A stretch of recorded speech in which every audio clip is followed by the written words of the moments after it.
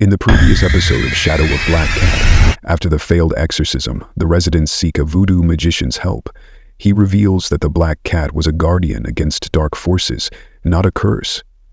Desperate, the group journeys to a reclusive woman on Red Mountain, hoping she can help. But the demon is more powerful than ever, and they're unaware of the danger awaiting them.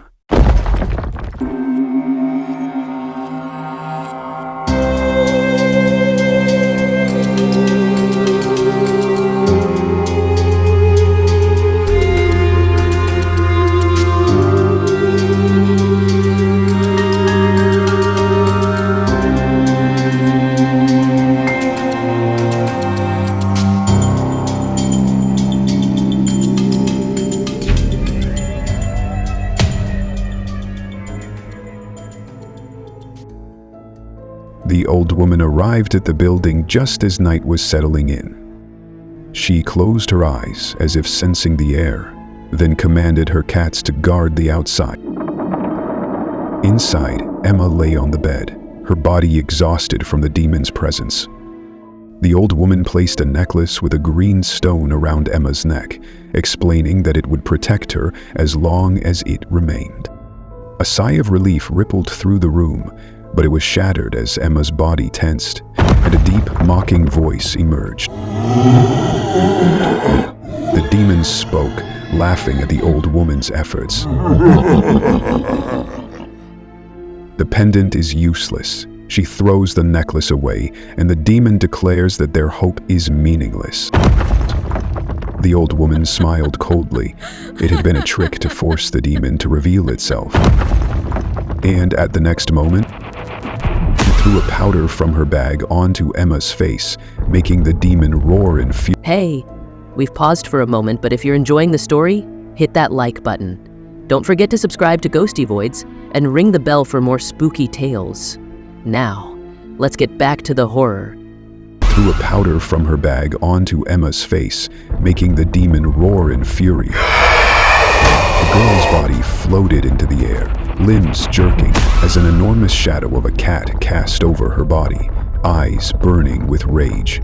A high-pitched voice rumbled through the room as Emma's cries broke through, calling for her grandmother.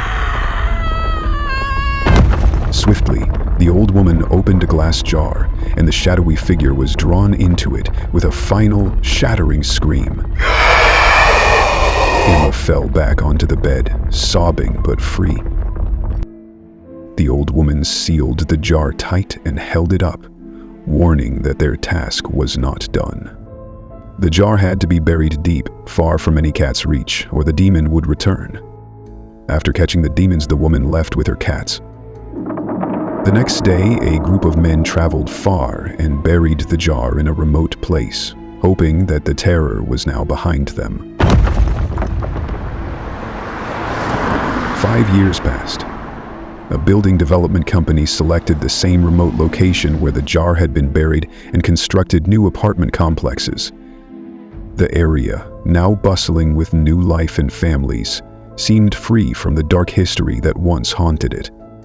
As more people moved into the complex, a strange pattern began to emerge. Their pet cats would gather at the same spot in the nearby park, pawing and digging at the earth as if trying to uncover something buried deep below.